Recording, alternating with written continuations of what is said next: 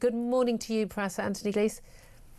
Good morning, Julia. I want to talk to you first of all about this China spy case. We ended up talking to Tom Tugendhat in the last half hour as well, because we had to move his time. But this Chinese spy case, I think a lot of people are sort of, what's this all about? It's the front page of the papers occasionally. It was a case that never came to trial. We've got two men allegedly accused of spying for China. Of course, they're not coming to trial. You're innocent until proven guilty in this country. But we understand that that this trial has collapsed, and the claim seems to be at the deliberate behest of the government. That seems to be the claim in the Sunday papers. What do you believe has actually happened? What do we know has happened? Well, there's a legalistic way of looking at this, which is the differences in the Official Secrets Act that existed before the National Intelligence Act of 2023. Yeah. So in the Official Secrets Act, you have to be caught with intelligence that could be useful to an enemy, not the enemy, but an enemy.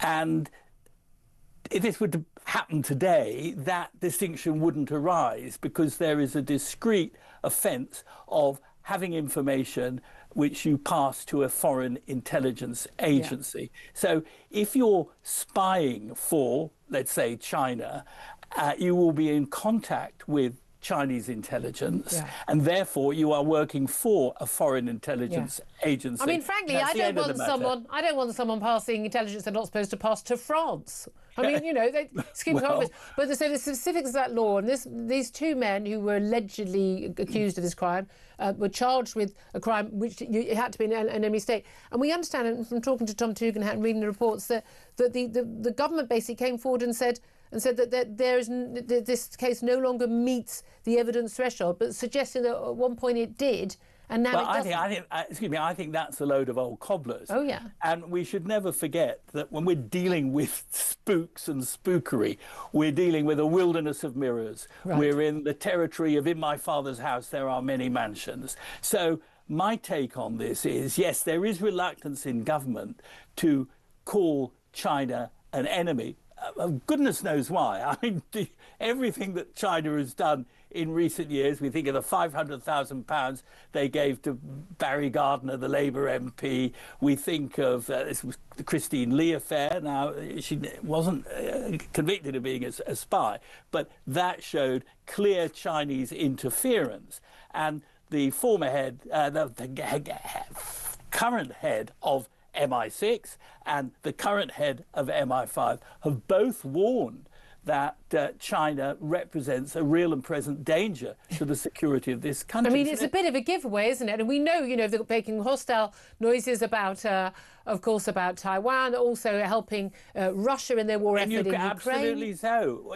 So what do you have to do to be considered an enemy or a potential enemy? China is a really rich country. We do a lot of trade with them. We had the Prime Minister sort of desperate to do a big trade deal with China. Again, as it was, I think, in terms of investment, I mean, it was absolute, tuppence down the back of the sofa for both our economy and the Chinese economy. But China's basically bought up a lot of our universities, the funding they're throwing in, trying to buy up a lot of our MPs, spying on us, intimidating and even murdering, as Putin has done in Russia, Chinese dissidents in this country. I mean, again, what do they need to do? Why doesn't our government want to call them an enemy state? I think the answer is a political one, not an intelligence one.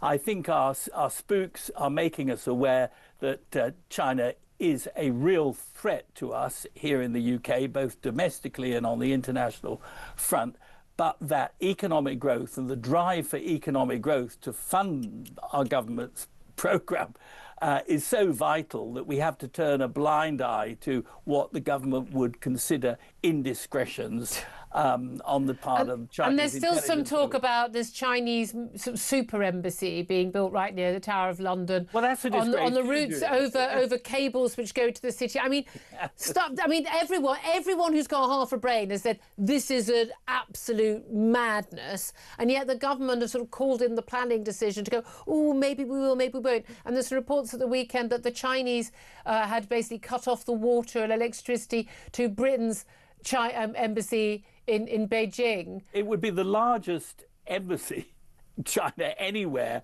probably in the world, but certainly in Europe, and it would become the headquarters of Chinese intelligence work throughout Europe. So it is complete and utter madness. And because it is complete and utter madness, they don't want the opportunity to interrogate, for the Parliament to interrogate the decision that they've taken. That's always a sign of weakness. And to say that, well, officially China isn't an enemy under the 1911 Official Secrets Act, that's a real cop-out. No, but that's just semantics, isn't it? But this thing, what is the bit I don't understand? Look, we've got a government that has, sold out, Diego Garcia military base, the Chagos Islands to Mauritius. I mean, utterly unnecessary under any international ruling whatsoever. Basically, for want of a better expression, kowtowing to the Chinese on this, whether it's over the embassy, whether it's over this particular alleged spy case. I don't understand why any national government, I don't care whether I voted for a government or not. I like to think the Prime Minister, the Foreign Secretary, the Security, the Home Office Minister would put the safety of British people first, the security of our nation, and they're not doing that. The delivery of security is the primary duty of any government. Indeed, Margaret Thatcher, I think, was right when she said it is by far the most important duty of any government. All the stuff that follows, health, social services, disability benefits, they're all way down the list. So it has got to do this. And we all understand the government needs growth, because otherwise it's going to go bankrupt. But not at the cost of selling our safety down the river. No, because just as in other discussions, we must never put security below liberty. When it comes to the economy, we must not put it above security. We need security, we need a good economy, we need liberty, but we also need to secure our freedoms from those people who are undermining it all the time. Absolutely. Professor Anthony Glees, security intelligence expert, thank you so much for joining us. Claire Pearsall, it is astonishing. This is kind of almost treasonous, treacherous levels of behaviour by this government. I really do believe that. Yeah, it really is. That's why they need to go. We need to get them out. Well, we know going to get them out. I know, but I really struggle. I mean, I'm sorry, but Jonathan Powell, who was an advisor to Blair, he's a clever guy. He really knows his stuff. I'm genuinely scared that they are making decisions like this, worrying about a possible trade deal we're never going to have, and putting that over our security of our country. It's terrifying. I'd love to hear your thoughts on that.